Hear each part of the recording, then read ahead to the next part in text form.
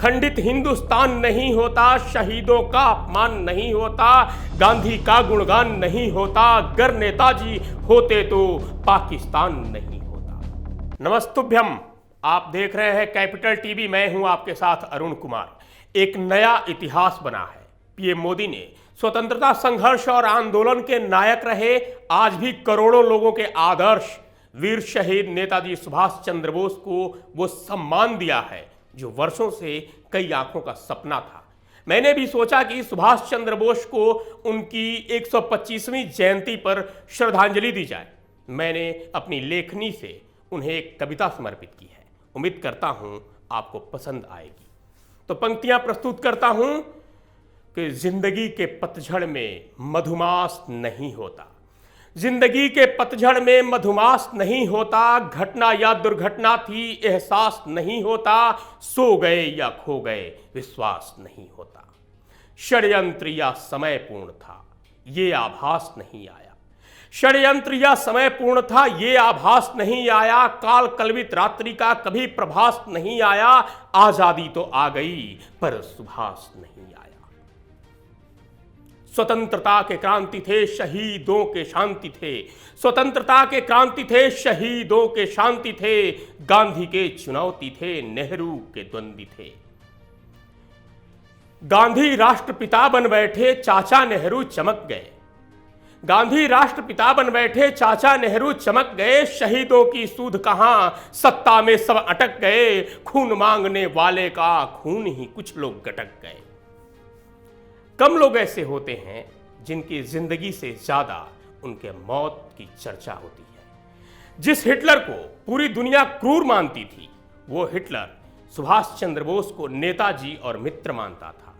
आगे की पंक्तियां उसे ही बयां करती हैं कि सबके लिए क्रूर वो हिटलर आपका साथी था, सबके लिए क्रूर वो हिटलर आपका साथी था, सबके लिए क्रूर वो हिटलर आपका साथी था, नेताओं पर खादी थी सिर्फ आपका खाकी था, जिंदगी से ज्यादा मौत के चर्चे होते आए हैं, कई सूर्य को हम यूं ही आसमां में खोते आए हैं। हमारे देश की कई हस्तियां विमान दुर्घटना की शिकार हुई, जिन्हें आज भी याद कर हमारी आंखें नम हो जाती हैं। नेताजी सुभाष चंद्र बोस, संजय गांधी, माधवराव सिंधिया और हाल फिलहाल में सीडीएस जनरल बिपिन रावत, ये सूर्य थे जिन्हें शायद आसमां ही निकल गया। तो जिंदगी से ज्यादा मौत के चर्चे होते आए हैं, जिंदगी से ज्यादा मौत के चर्चे होते आए हैं, कई सूर्य को हम यूं ही आसमां में खोते आए हैं। हमारे या आपके मन में ये अक्सर सवाल उठता है कि अगर आजादी के वक्त सुभाष चंद्र बोस होते तो क्या होता, क्या देश की तस्वीर और तकदीर कुछ और होती।